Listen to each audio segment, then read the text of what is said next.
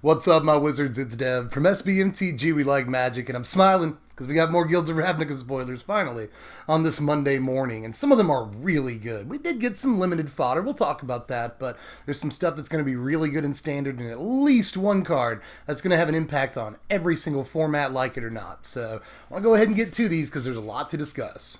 Let's talk about this limited stuff before we get to anything too exciting. You know, you got to ramp up the hype slowly. There's an art to this. So let's start with Dimir Informant right here. This is 3 mana, 2 and a blue for a 1/4 human rogue.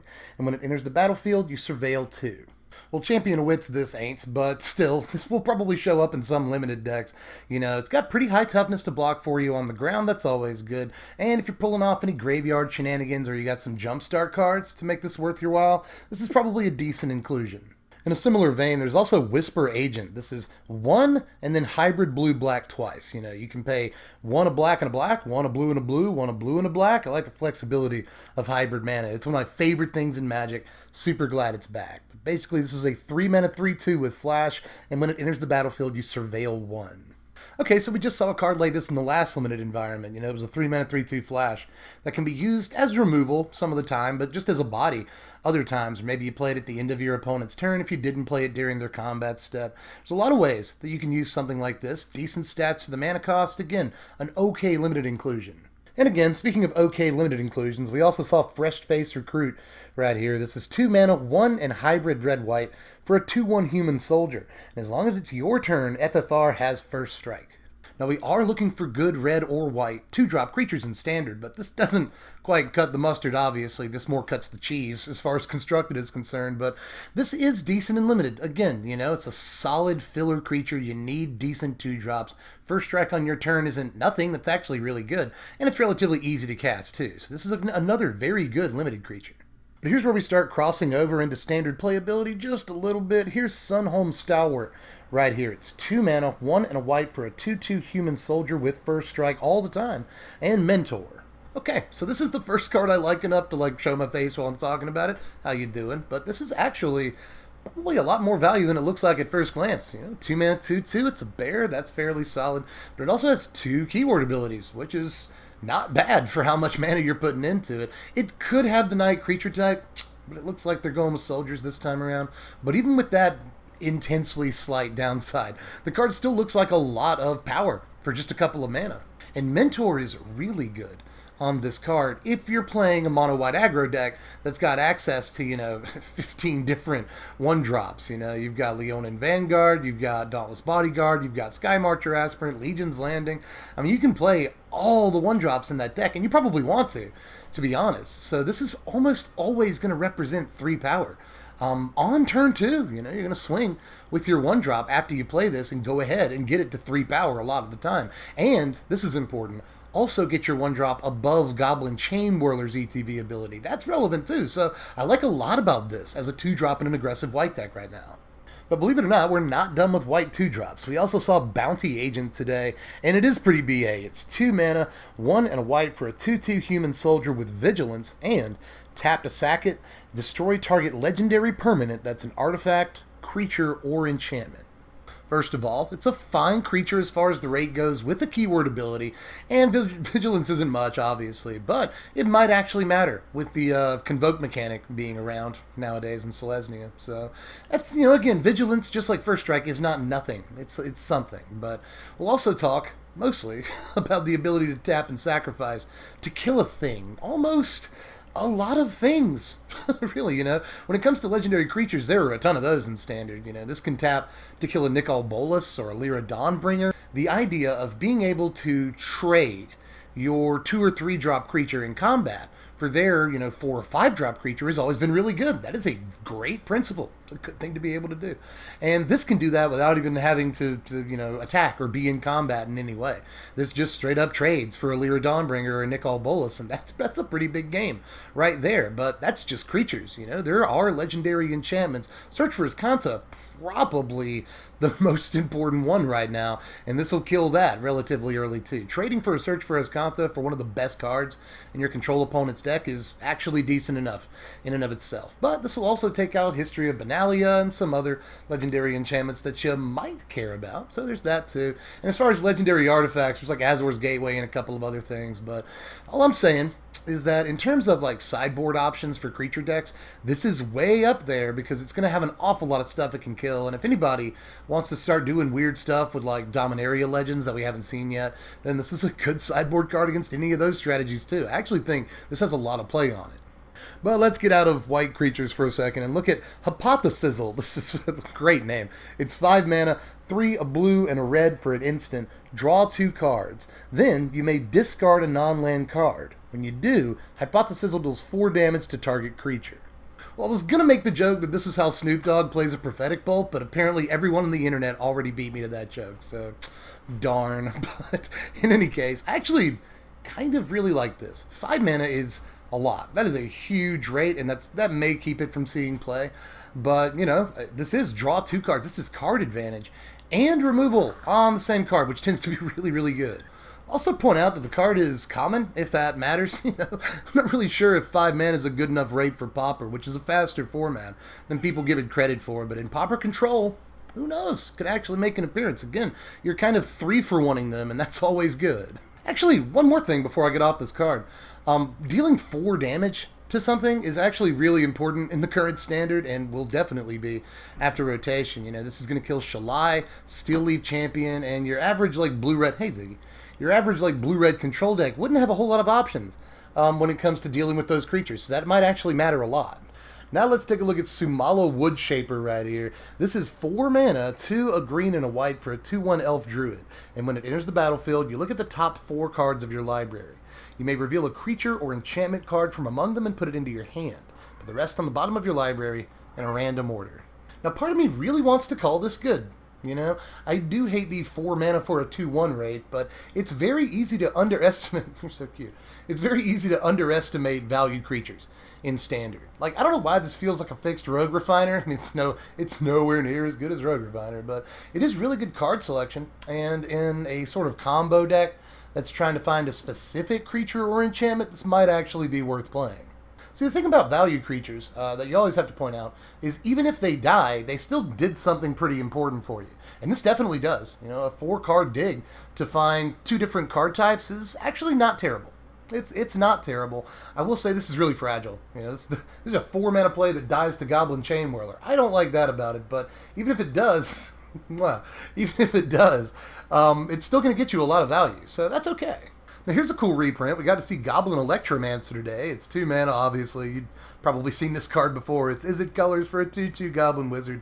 With instants and sorcery spells you cast cost 1 less to cast. It's more likely that we see this in the Wizard's deck than the Goblin's deck, obviously, you know. Even though I'm not really sure that it goes in the Wizard's deck. It looks like it does, right? But I guess we could make a weird, like, Goblin Spells deck somehow. That might make sense, like Gutter Snipe and this...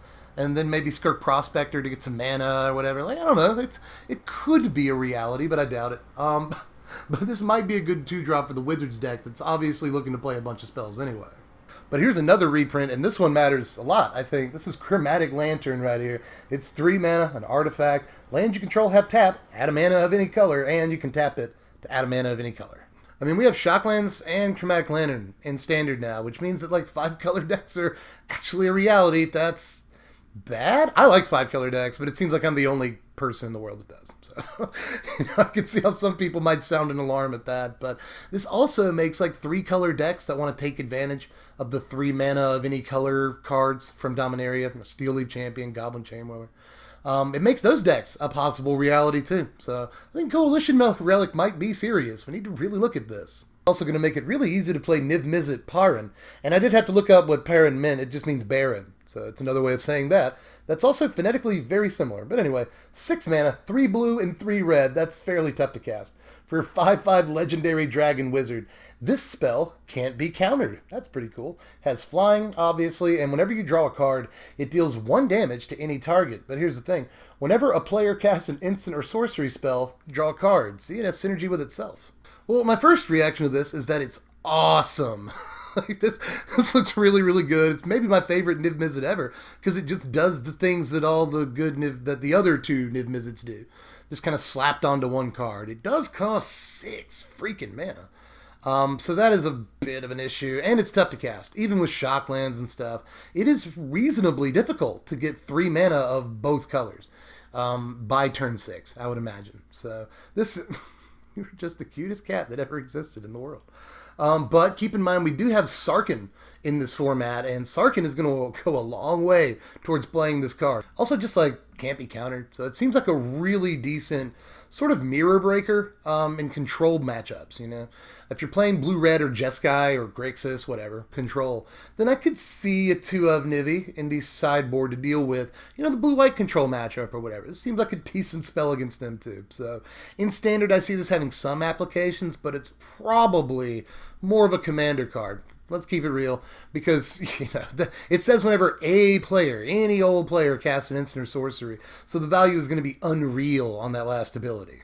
We're actually not done with 6 mana blue creatures yet, and I think this one might actually be better for standard than Niv-Mizzet, dare I say. But this is Dream Eater, because we're just naming cards after Pokemon moves now. I'm just going to call it Gengar. It's 6 mana, 4 and 2 blue for a 4/3 Nightmare Sphinx. That's a great creature type with flash and flying. And when it enters the battlefield, surveil 4. When you do, you may return target non-land permanent an opponent controls to its owner's hand. Now, I don't want to pay 6 mana for 3 toughness either. I mean, I know that's the issue with the card. You don't have to comment that. We all know that's the problem with the card. That's how it's balanced. But, all that being said, it does have flash, so you can play it during your opponent's combat step and really wreck things. You know, block a thing and bounce something else. That's a big game. And Surveil 4. We'll talk about that in a second, but just the stats on this with the keyword abilities are actually okay. That is not bad. Flash flying with a decent chunk of power is alright. And again, I get the 3 toughness, but look at all of the value this gives you when it enters the battlefield. Surveil 4 is very serious. You know, often you're going to play this during your opponent's combat step, or at the end of their turn. Which means that you're fixing the draw that you're going to make like right after you play this card. And digging 4 is ridiculous. And if you're trying to put cards into your graveyard, this is awesome for that, you know. And you might not even be, you know, really taking advantage of graveyard shenanigans. You might just be trying to flip up Search for Azcanta. This would be really, really good for making sure that you do that, you know. So being able to start your next turn with a 4/3 flying that just bounced something and flipping over your Azcanta, oh, that is ridiculous. Let's just be thankful that we didn't have this in the same format with Godfair's Gift. Can you imagine that? That seems pretty sweet right there. It actually gets bigger if you Godfair's Gifted. So I like that. But alas, you know, we can't do that, at least in standard. We can do it in modern, but it's probably not worth it. But even so, in standard, I think this has plenty of applications as a sort of pseudo-control finisher that is probably not as good as Torrential Gearhulk, but it still provides a buttload, a lot of enter-the-battlefield value. Again, even if they do kill it, even if they can lightning strike it, it's fine. You know, you got some tempo off of them. You can return any non-land permanent to their hand. That's actually way better than just creatures.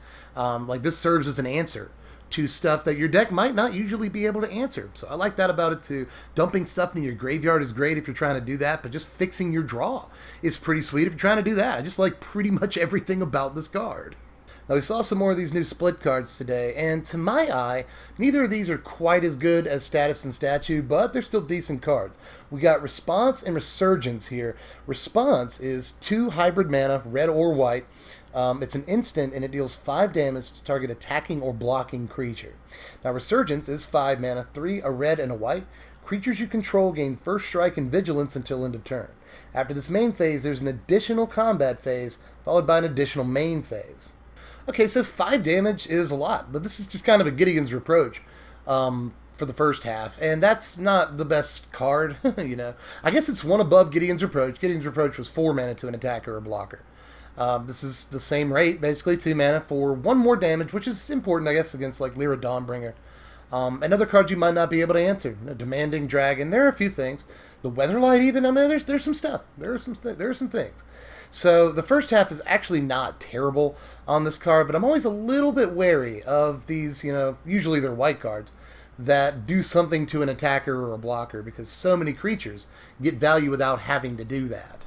But that said, it's still a pretty decent removal option, and the second half is especially good as a finisher in creature decks. Somebody has pointed out that in the most magical of Christmas lands, this will go off on turn 5, the same turn that History of Benalia goes off, which is pretty sweet if you're able to actually pull that off.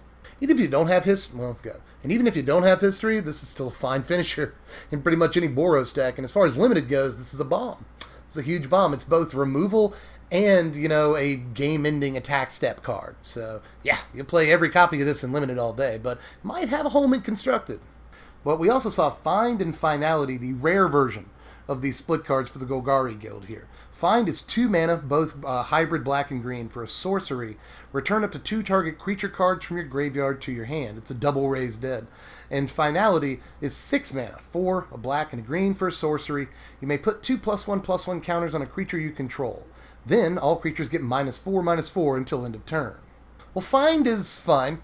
You know, this is card advantage out of your graveyard for 2 mana, which is at least okay.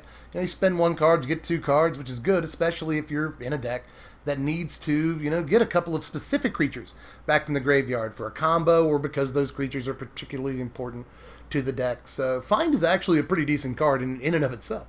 But Finality is good too. I don't necessarily want to pay 6 mana for my sweepers, but when those sweepers can become almost one-sided, that's a pretty decent rate. So, you know, we're looking for decent sweepers anyway in black, and this could definitely fit the bill. I know 6 mana is a lot, but if the format loses a step, like it looks like it might, then this could definitely be a more than adequate sweeper. And speaking of more than adequate stuff in the Golgari Guild, here's the best card of the day by a mile. Here's Assassin's Trophy. It's Golgari colors, black and green for an instant, destroy target permanent an opponent controls. Its controller may search their library for a basic land card, put it onto the battlefield, and shuffle their library. So, good lord, 2 mana, destroy target permanent. Trade target permanent for a basic land, which, by the way, you can target lands too. And that's kind of important, you know, just in standard. There's, you know, it's Khan to the Sunken Ruin and, you know, Adonto the First Fort, and a couple of other things, but especially as Khan to the Sunken Ruin, so there's that to remember. But in Modern and Legacy, the ability to blow up a land is especially good because they're not going to play too many basics, as a matter of course. What do Modern decks play, like 3 to 5 basics? It feels like, you know, Legacy decks play like 2 to 3 basics at the most, so really, this can sometimes just be blow that guy up for 2 mana. Yeah, or go get whatever worthless basic, you know. Like, keep in mind, even in Standard, where people play, you know, 7 to 9 basics some of the time, which is probably going to go down. You know, we have shock lands and check lands, so you won't have to play as many basic lands to get your check lands to check correctly. So keep that in mind. People are going to be playing fewer basic lands in Standard, too, but even in a format like Standard where people play basic lands, this is trade your Teferi for a basic land, which is crazy, you know. Even trading their 2 or 3 drop creature, like a Goblin Chainwhirler for a basic land, is pretty decent, especially at instant speed. Like, this really keeps big creatures and planeswalkers in check. You know, Lyra Dawnbringer, Galta especially. Like, is Galta even playable at this point because of this card? You know, there's Teferi, obviously. Ironically, Vraska, who is in these colors and mentioned in the flavor text. But, you know, it's going to be tough to justify a 6 mana planeswalker with this thing rolling around Standard. And I'm not sure it's a 4 of in Standard. I'm thinking it's more of a 2 or 3 of, and then the rest in the sideboard. Because you'll still probably want to play Vraska's Contempt.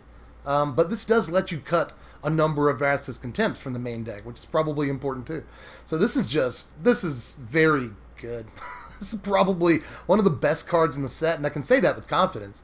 Because we just haven't seen a removal piece like this in a very, very, very long time. This thing is absolutely stupid.